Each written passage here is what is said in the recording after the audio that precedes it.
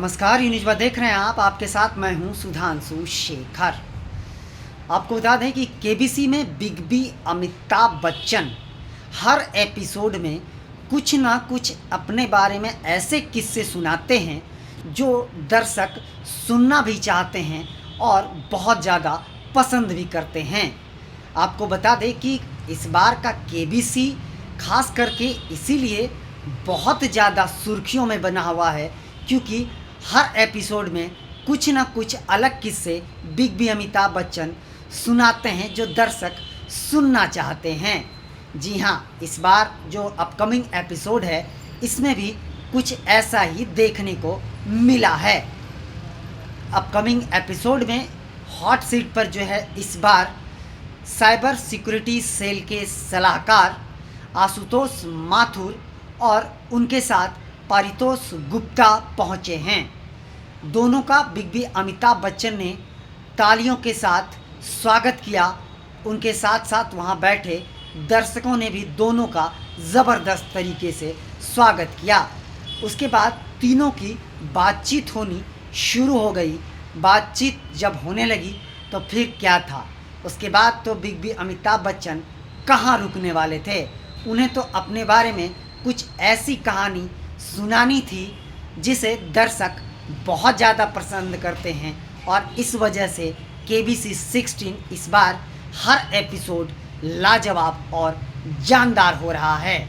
Big B Amitabh Bachchan ने upcoming episode में आशुतोष और पारितोष को बताया कि एक समय ऐसा था जब वो संघर्ष कर रहे थे, उनकी आर्थिक स्थिति बदतर थी, तो वो अपने जीवन में किस तरीके से आगे बढ़ रहे थे। इस दौरान बिग बी अमिताभ बच्चन ने बताया कि एक वक्त था जब मैं संघर्ष कर रहा था और तब मैं कोलकाता में काम करता था। पैसे अधिक कमाने के लालच में वो कभी कभी रेस कोर्स में जाते थे। कोलकाता में एक रेस कोर्स था जहां वो अक्सर जाया करते थे। यह कहानी जैसे ही उन्होंने आशुतोष को बताई वो चौंक गए। वहाँ बैठे दर्शक भी चुपचाप उनकी बातों को सुन के मज़े ले रहे थे क्योंकि बात ही बिग बी अमिताभ बच्चन की कुछ ऐसी है। जी हाँ, इसके आगे अमिताभ बच्चन बताते हैं कि कोलकाता में मैं 300 से 400 रुपये कमाता था जिससे मेरा भरपाई नहीं हो पाता था, मेरा खर्च पूरा नहीं हो पाता था। अधिक पैसे कमाने के लिए मैं रेस कोर्स अक्सर जाया करता था। इसके साथ ही उन्होंने यह भी बताया कि अक्सर लोग रेस कोर्स में जब जाते हैं तो धीरे धीरे उन्हें लत लग जाती है, लेकिन मुझे ऐसी कोई लत नहीं लगी थी। इसके अलावा वह बताते हैं कि मैं जो भी काम करता था वो सब मैं अपने पिताजी और माताजी से अवश्य शेयर करता था। यह बात भी मैं अपने बाबूजी से शेयर किया था, लेकिन दोनों ने मुझे कुछ कहा नहीं। हाँ, हालांकि एक दिन मुझे बाबूजी की एक पत्र ज़रूर मिली थी। उन्होंने बताया कि उस पत्र में जो लिखा था वह हमारे लिए एक बड़ी बात थी। उस पत्र ने मुझे बहुत कुछ सिखा दिया। उसके बाद से मैं कभी रेस कोर्स नहीं गया। उन्होंने बताया कि पत्र में लिखा था कि बिना खून पैसे से कमाए हुए पैसे नहीं लेना चाहिए, यह अच्छी बात नहीं है।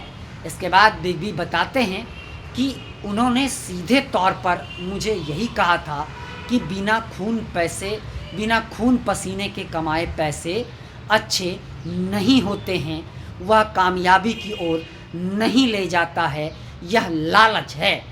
उसके बाद से इस पत्र को पढ़ने के बाद से मैं कभी रेस कोर्स नहीं गया। उसके बाद मैं कभी पलटकर रेस कोर्स की इधर नहीं देखा।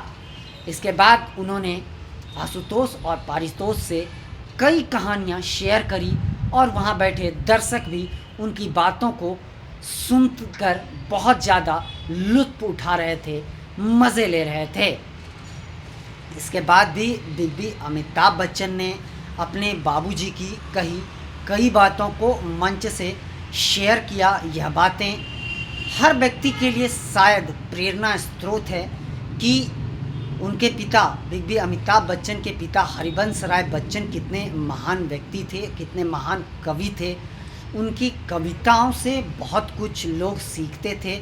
आज बिग बी बताते हैं कि मैं आज जो कुछ भी हूँ वो अपने पिताजी के ही बदौलत हूँ।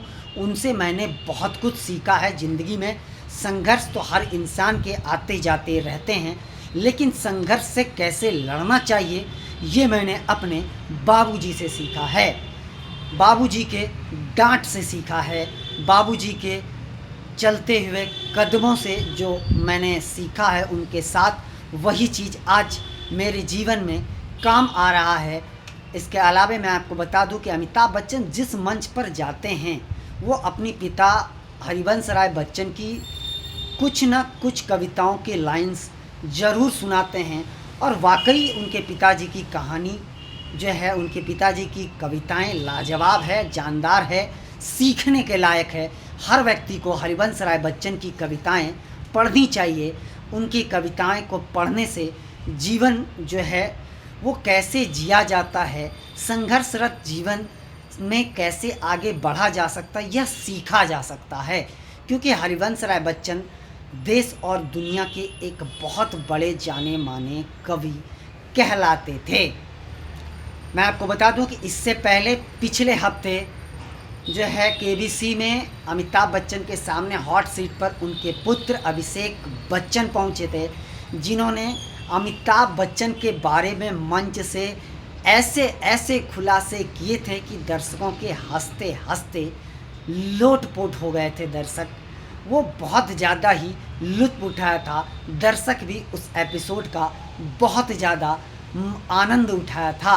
मैं आपको बता दूं कि अभिषेक बच्चन ने अमिताभ बच्चन को यह तक कह दिया था कि पिताजी आप हमारे जूते और कपड़े उधार मांगने बंद कर दें। सार्वजनिक मंच से अमिताभ बच्चन की ऐसी बेइज्जती शायद किसी ने नहीं करी थी। अमिताभ बच्चन भी अभिषेक बच्चन की बातों से शर्मिंदगी महसूस कर रहे थे। हालांकि अमिताभ बच्चन ने भी अभिषेक बच्चन को नहीं छोड़ा था। यह एपिसोड बहुत ज़्यादा वायरल हुआ था। फ़िलहाल मैं आपको बताते जाऊं कि केबीसी 16 इस बार हर एपिसोड बहुत ही लाजवाब और शानदार हो रहा है। आप सब हर एपिसोड को मिस ना करें, क्योंकि सब एपिसोड में बहुत कुछ सीखने को मिलता है।